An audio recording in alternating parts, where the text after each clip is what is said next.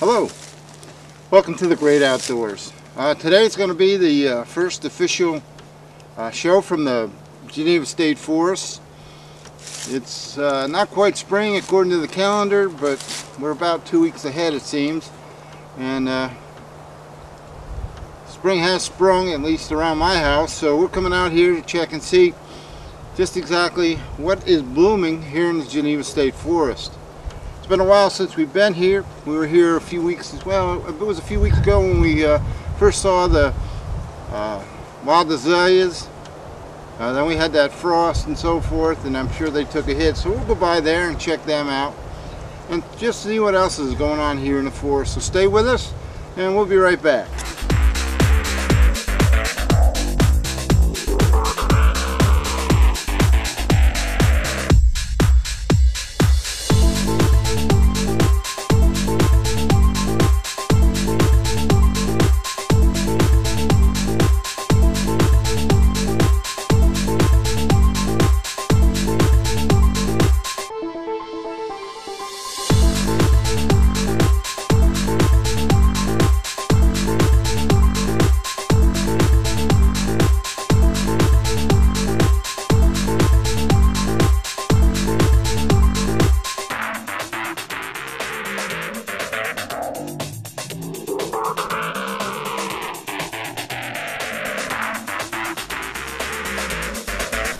Wood sorrel has been eaten for millennia. The Kiowa Indian tribes chewed wood sorrel to alleviate thirst on long trips. The Potawatomi Indians cooked it with sugar to make a dessert. The Algonquin Indians considered it to be an aphrodisiac.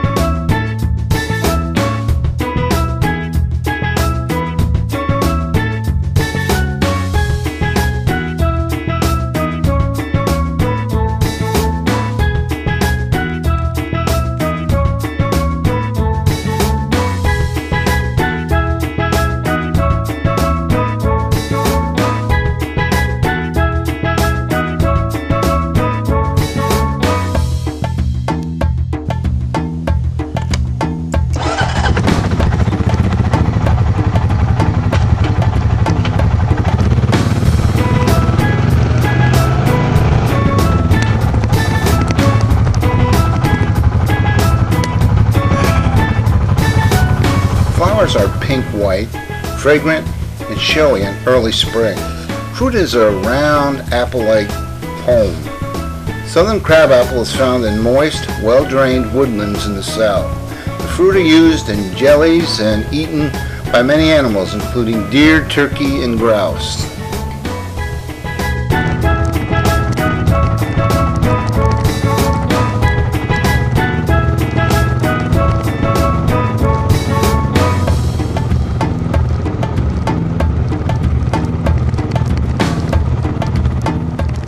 One turtle's brave enough to sit there while I'm standing here. Doors 4 or 5. There's one over on that log. The rest of them dove in when they heard the four-wheeler shut down.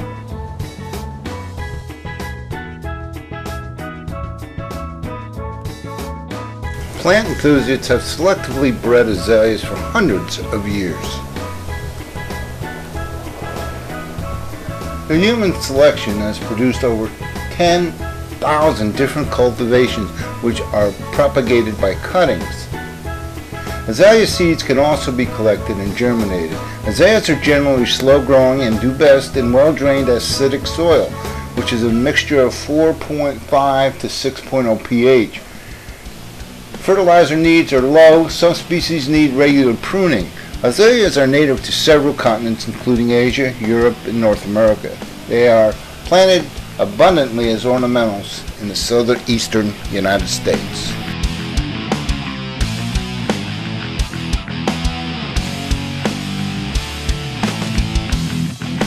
This species is native to southeastern USA, where it inhabits moist to dry woods, moccasins, swamps, and savannas, often along streams, according to the flora of North America. The scent of the flower is described as delicate, sweet fragrance, likely the reason for the common name wild honeysuckle in some areas. True honeysuckles are very distantly related from azaleas.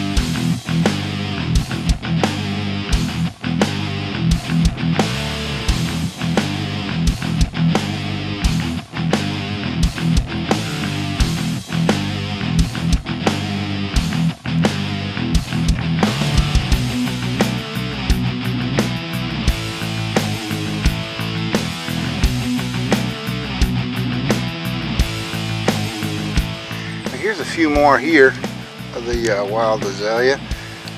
This area just popped up a year or so ago, and you know, it's nice to think that maybe they're going to just keep going up the road, and every spring this whole area will be full of them, and that's just something to look forward to if that's the case, because this year they're even up in there. And that is a pleasant surprise. I don't remember them being up that far.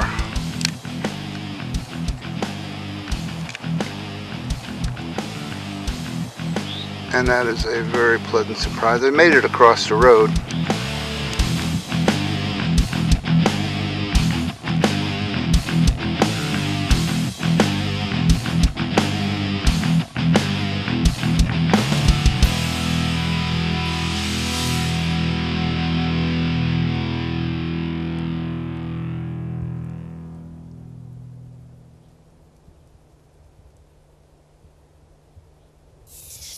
Or haven't seen them this year, I suggest that you get out here to the Geneva State Forest.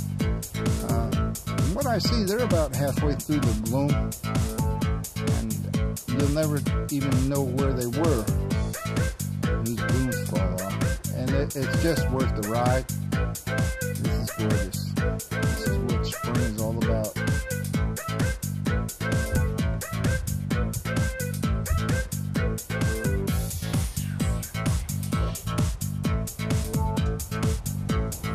I gotta tell you, these guys have made a fool out of me. They're already up around the bend on this side of the road. Second turn.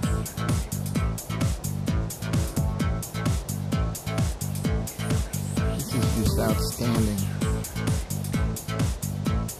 They're still here when on the 17th for the St. Jude's Trail Ride. It will just add so much to the ride.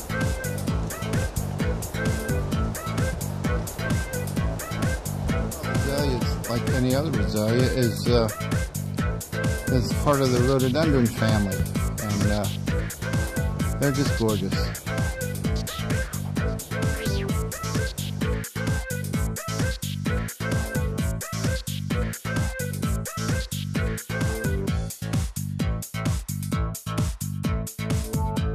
These here are lining the bank of the lake.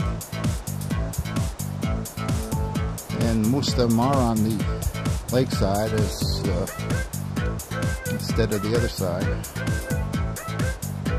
This bush right here looks like to be the furthest one from where they originate. And it is around halfway around the second bend around the lake. I have not found any path. So right here is about the extent of them. You see there's some over there, bigger plants. So this has really come a long way in a year or two. This is just fantastic. I'd love to see this all filled out. Maybe just like Azalea Valley or Azalea Road or something. Good job, Father. Good job. I was wrong. They're further up than I ever imagined. Still, I see now that I get through the bushes here, I see even more further up. The butterflies are just loving them.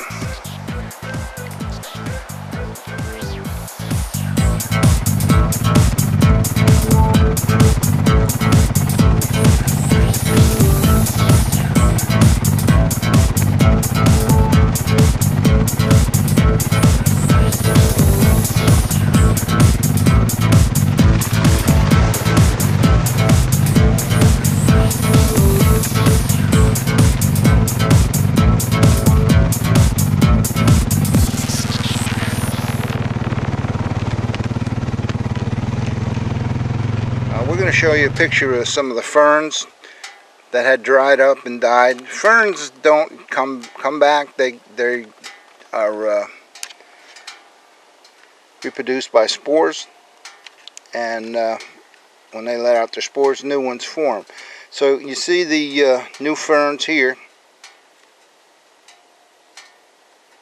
They're nice and green and little. Here are the old ones. These were the moms and grandmas and so forth that were produced new young, and the new young have sprouted, and they're ready to take their part in the ecology of this planet. Good job, guys. Good job. Back in my stupid days, I said, these guys are mating, some kind of mating ritual, when in fact they've just found a little bit of poop, and that's what they eat. So sorry. This area here in another 2 months will just be overgrown with beautiful flowers. This is very rich in nutrients. Of course, it's got the pond to draw the water from, and it'll be beautiful. It's beautiful now, but wait till in a couple of months when the flowers are blooming. Then it'll continue on all the way up till late fall. You can see the pine pollen laying on the top of the water. It's that time of year, yeah, it's that time of year. If you're allergic to it, and some people are, get out your allergy pills, get your shots, whatever it takes to get through the season. It's going to be a while. Well, that just about does it for this part of the forest. We've brought you around the lake, and we've seen all the wild azaleas, we've seen some butterflies and so forth. And it's greening up, and in a few more weeks there'll be a lot more flowers out. So let's head over to some other place here in the forest.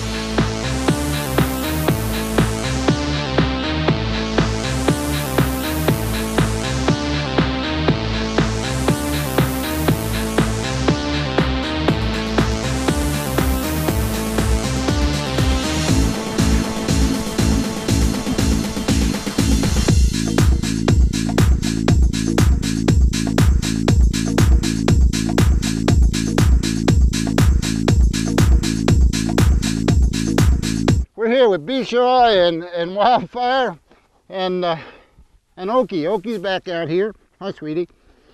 And you see me a lot of times here with the boys, and they're real good horses. And they want me to remind you of an upcoming event on March 17th. Trying to steal my keys.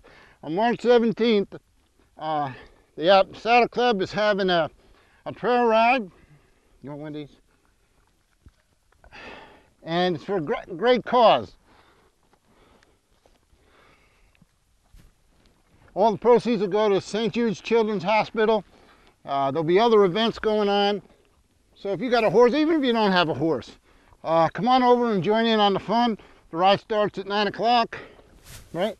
And heck, who knows, you may be able to get to meet Bishaw and Wildfire, two of the best horses in the world.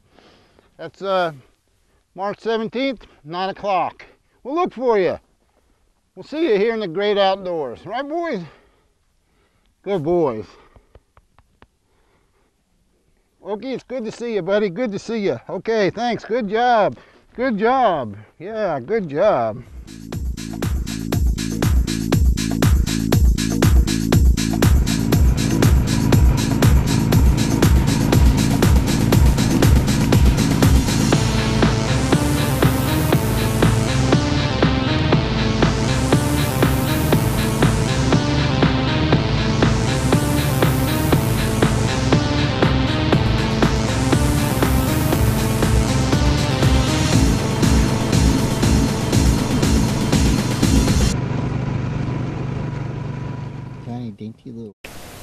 A little bit of the mythology about this plant, rosemary.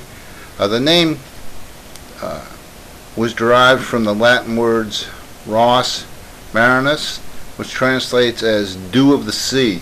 According to legend, it was draped around the Greek goddess Aphrodite when she rose from the sea. Aphrodite was born of Aranos semen. The Virgin Mary is said to have spread her blue cloak over a white blossomed rosemary bush when she was resting, and the flowers turned blue. The shrub then became known as the Rose of Mary.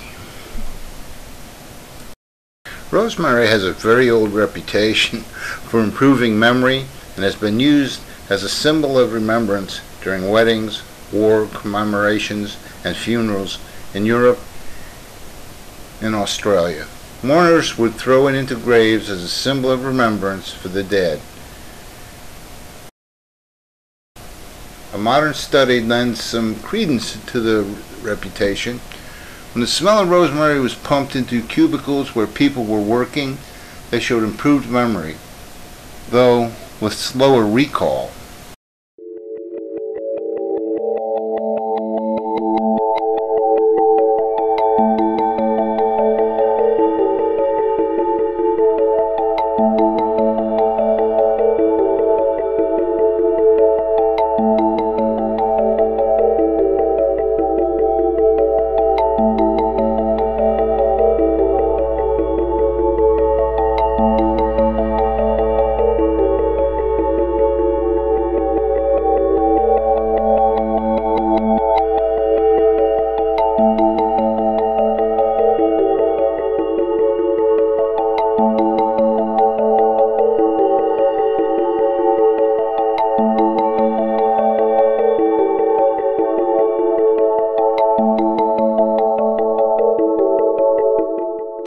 There's a few golden clubs.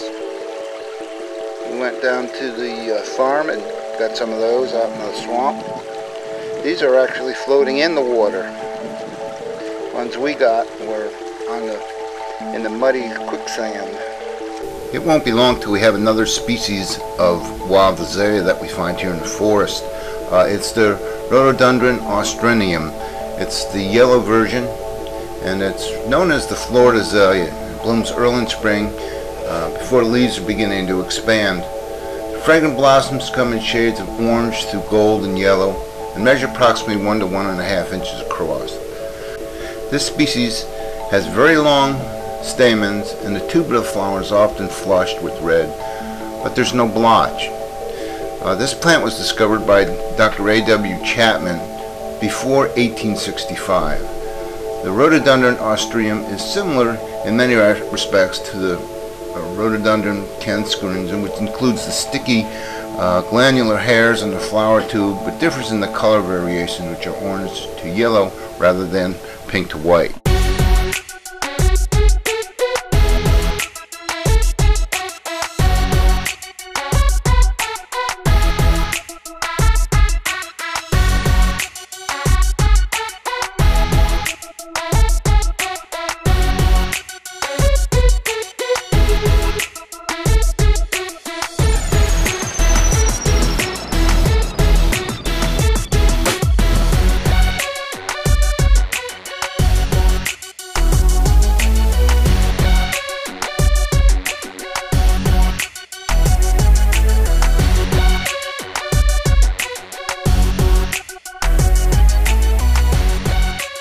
the horses are getting excited about the benefit ride put on by the Ops Saddle Club at the Geneva State Forest for St. Jude's Hospital. So come join us March 17th. Ride will start at 9 a.m. Geneva State Forest. Benefit St. Jude's Children's Hospital.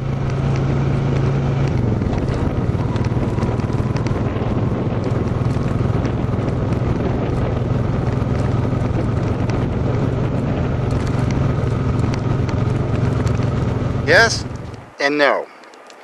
Yes, this is a forest. Yes, this is a fire, but this is not a forest fire. I know that's confusing. It's confusing to me too. But this is a controlled burn.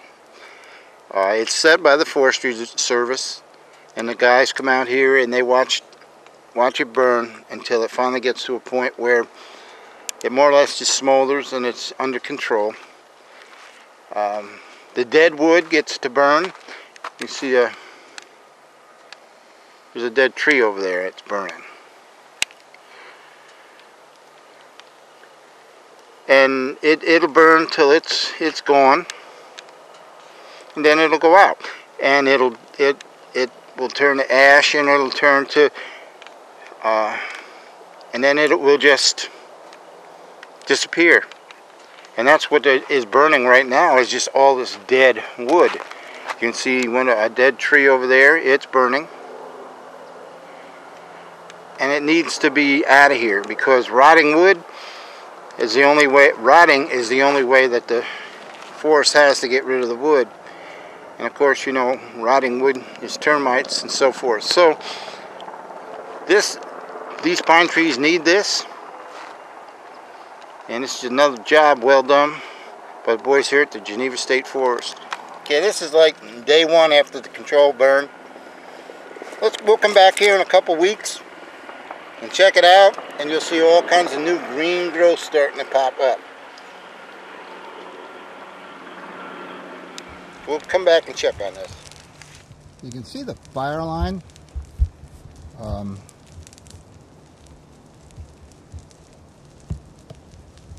This is Red Bluff.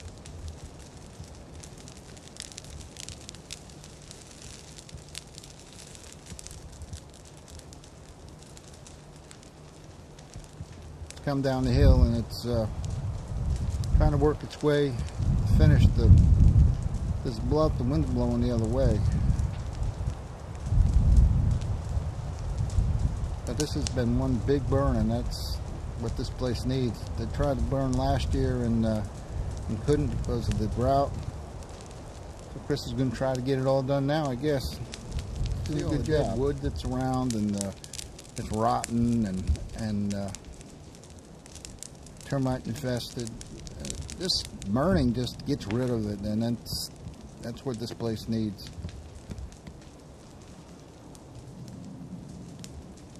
You actually can smell the fat lighter in the air from all these dead stumps and trees and things. See, when lightning hits a pine tree, there's so much electricity and heat that builds up inside it that it makes the sap boil and explodes, usually out the bottom or somewhere.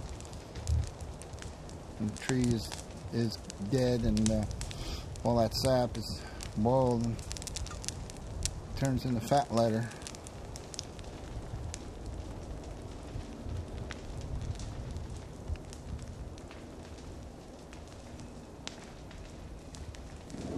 Deer tracks. They're not very old. They just walked up the road. Still wet.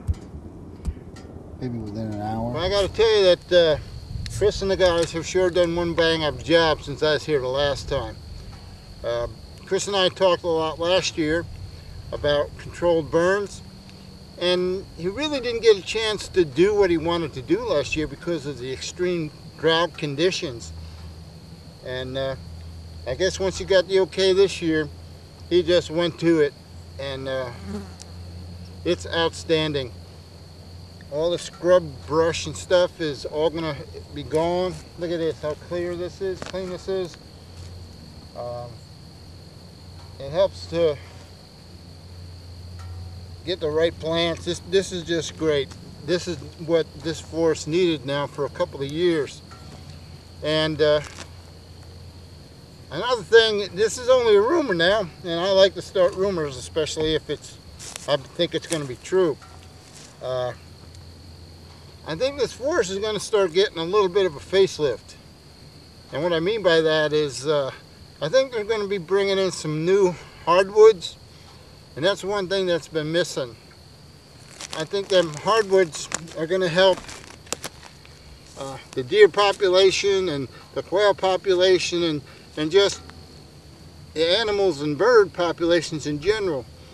And I think, when looking back, that it's not that this place or this area is overhunted.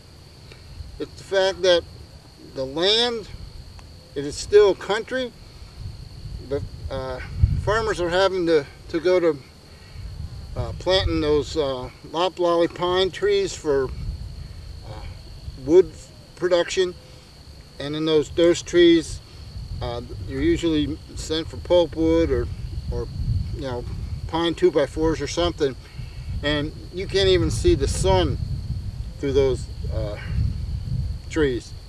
So that nothing grows underneath it. It's just covered in pine cones, and there's no food for the animals, no habitat, no place for their home, so they have to go somewhere else. So I think with the addition of some good hardwoods like cherry oaks and so forth, this will be a better place for the animals to live. And that's a good thing. You know, with this burn, there should be a lot of animal movement. Right here, these are older tracks though. These are actually, they're quite old. These tracks are coyote tracks. Or dog, but I'd say coyote being that location we're at. And you say, well, how do you know it's not a bobcat? Well, you see the claw marks. Bobcats are cats and they have retractable claws. But he just hauling down the road. We've seen a lot of deer tracks over there by that burn area. But he just keep going. Still see smoke from the burn. Guys must be still out there burning because nobody's in the office. There's a bunch of trucks down there and they all say fire on them, so yeah, we're gonna do something we ain't done in a while, and that's we're gonna stay here in the forest after dark. Last time we did it, it was quite expensive, but that's another story. You know, we're not gonna see any more plants or whatever, but the forest is a whole different world at night. I ran into 2 coyotes the last time I was here, just before it got dark. And you know, it's such a nice night. We just go home and sit in the house anyway, so stay tuned. We'll be right back.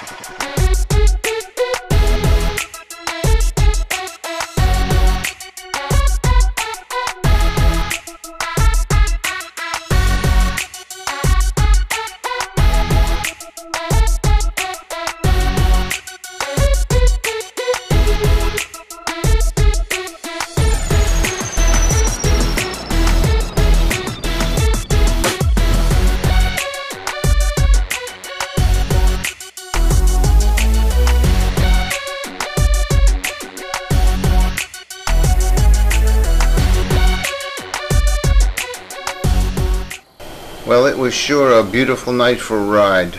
I hadn't been night riding in quite a long time, and I had some night vision cameras. They're only good for, you know, up to maybe 50 feet or more, but you know, you hear the sounds around you, and it's just beautiful. The moon was beautiful, and it was just quiet, and it was warm, and it was just a great night to be out riding a four-wheeler, you know, and the view of the moon, and I just can't impress enough that it was so big, and it was gorgeous.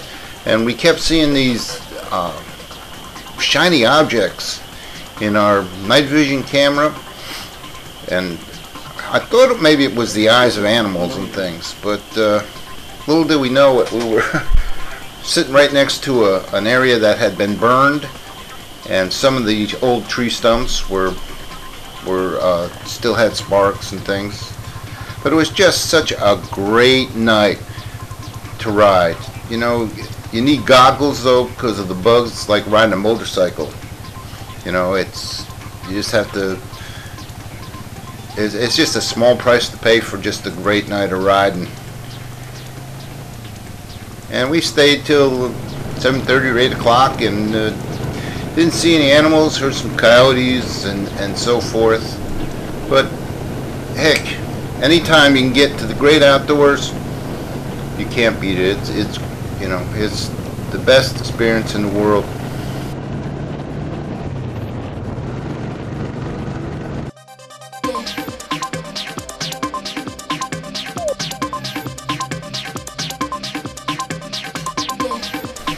Well, that's going to do it for today's show, folks. I really enjoyed it. I had a great time. I learned a lot. I saw a lot of great flowers, and it was just such a beautiful day. And the moon, it was gorgeous. When it came out over the trees, it was just a sight to be seen.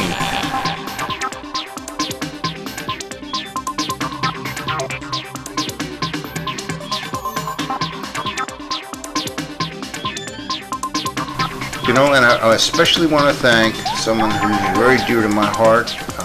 I've really never met her face to face, but Carol Dunoff. Without her, this show would just be a bunch of pictures. Carol works for the Longleaf Alliance, and all I have to do is send her an email, and right away I get all the answers back to all my flower questions, and she's just the greatest. So I just want to say thanks for joining us, and hey, we'll see you the next time here in the great outdoors.